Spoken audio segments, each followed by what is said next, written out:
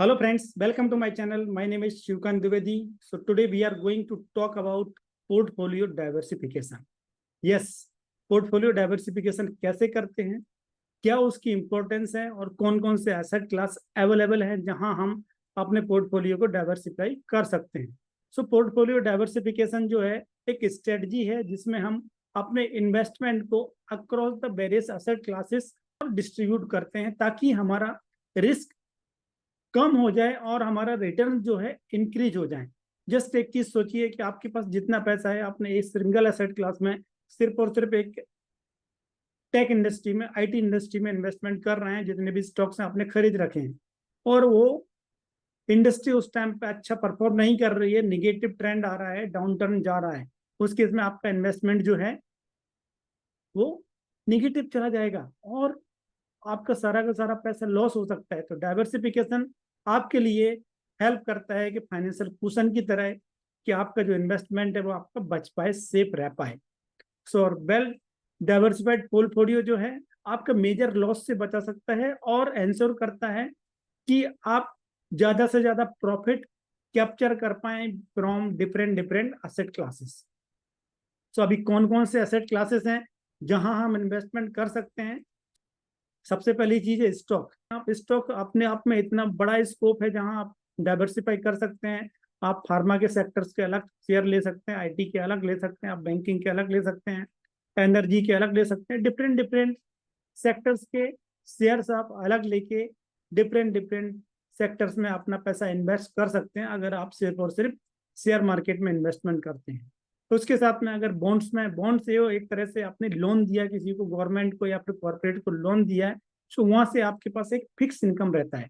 सो जहां आपको रिस्क नहीं लेना जरा भी, सिर्फ आपको पता है कि कितना मुझे रिटर्न मिलेगा, हर महीने इंटरेस्ट मिलेगा या फिर एनुअली इंटरेस्ट मिलेगा, वो आप ले सकते हैं। लोअर लोअर रिस्क रहेगा आपका, जरा भी रिस्क नहीं रहेगा और उस तरह से आप बॉन्ड्स में इन्वेस्टमेंट कर सकते हैं। यस, नेक्स्ट आता है हमारा real estate. Real estate tangible asset है।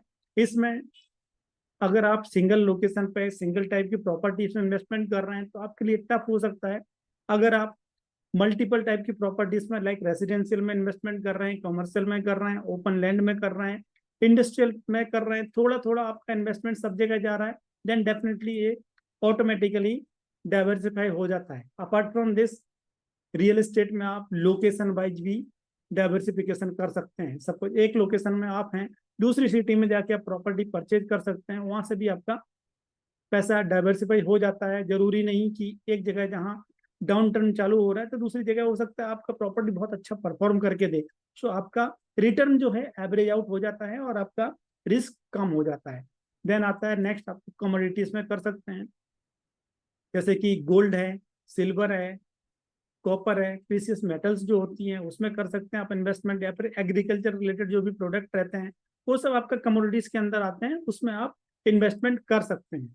देन नेक्स्ट आता है mutual funds. Mutual fund itself diversified होता है बिकॉज इसमें मल्टीपल स्टॉक्स का पूल होता है, कंबाइन करके आपको इन्वेस्टमेंट दिया जाता है। सो डेफिनेटली अगर आप सभी सेक्टर को नहीं जानते और इंडिविजुअली नहीं करना चाहते एक्सप्लोर, देन डेफिनेटली रिकमेंडेड है कि you should start with mutual funds. Mutual fund सबसे अच्छी चीज है।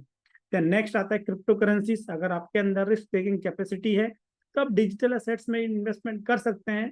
यहाँ रिस्क बहुत ज्यादा रहता है बट रिवार्ड भी उस हिसाब से ज्यादा हो सकता है, पोटेंशियल ग्रोथ हो सकती है।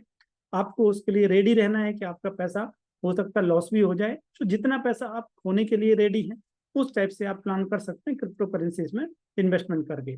अभी हम कैसे अपनी इन्वेस्टमेंट स्ट्रेटजी को डाइवर्सिफाई कर सकते हैं, सबसे पहली चीज आती है जियोग्राफिकल डाइवर्सिफिकेशन। यस, जैसा मैंने बोला कि अगर आप रियल एस्टेट में इन्वेस्टमेंट करते हैं तो दूसरी लोकेशन पर भी जाके कर सकते हैं। सिमिलर वे में अगर आप स्टॉक मार्केट में इन्वेस्टमेंट कर रहे हैं, नॉट ओनली इंडियन मार्केट, आप फॉरेन मार्केट को भी एक्सप्लोर कर सकते हैं, यूएस में भी जाके इन्वेस्टमेंट कर सकते हैं और दूसरी जियोग्राफिकल डाइवर्सिफिकेशन कर सकते हैं, डिफरेंट डिफरेंट कंट्रीज में अपना इन्वेस्टमेंट करके और अपना रीजनल जो रिस्क है उसको मिटिगेट कर सकते हैं। देन होता है सेक्टर। डिफरेंट डिफरेंट सेक्टर्स में अगर आप इंडिया में इन्वेस्टमेंट कर रहे हैं तो आप बैंकिंग सेक्टर को एक्सप्लोर कर सकते हैं, आईटी सेक्टर को, फार्मा सेक्टर को, एनर्जी सेक्टर को, एफएमसीजी को। डिफरेंट डिफरेंट सेक्टर्स में जब आप करेंगे तो डेफिनेटली आपका पोर्टफोलियो डाइवर्सिफाइड रहेगा और अलग अलग इंडस्ट्री अलग अलग टाइम पे अच्छा परफॉर्म करती है। सो सभी इंडस्ट्री में एक साथ डाउन टर्न नहीं आएगा। सो आपको हेल्प मिलेगी उस टाइप से अपने पोर्टफोलियो को एक रिस्क फ्री बनाने के लिए। आपके पोर्टफोलियो में ज्यादा रिस्क नहीं रहेगा। देन होता है आपका इन्वेस्टमेंट स्टाइल जो है उसको डाइवर्सिफाई कर सकते हैं। जैसे कि आपका balance between growth and value stock.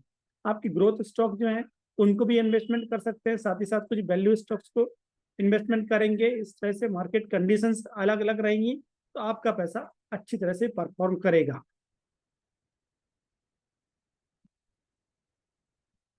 सो ये थे कुछ हमारे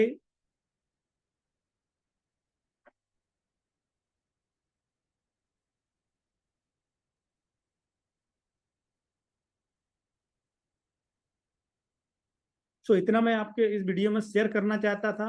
डेफिनेटली आपको हो सकता है अच्छा लगा हो वीडियो, तो आप वीडियो को लाइक कर दीजिए, चैनल को सब्सक्राइब कर लीजिए और बेल आइकन को प्रेस कर दीजिए। अगर आपको पर्सनल फाइनेंस से रिलेटेड ज़्यादा जानकारी चाहिए, लिंक में दिए गए डिस्क्रिप्शन में दिए गए लिंक को फॉलो कीजिए और हमारे अपकमिंग वेबिनार में रजिस्टर कीजिए। Thank you.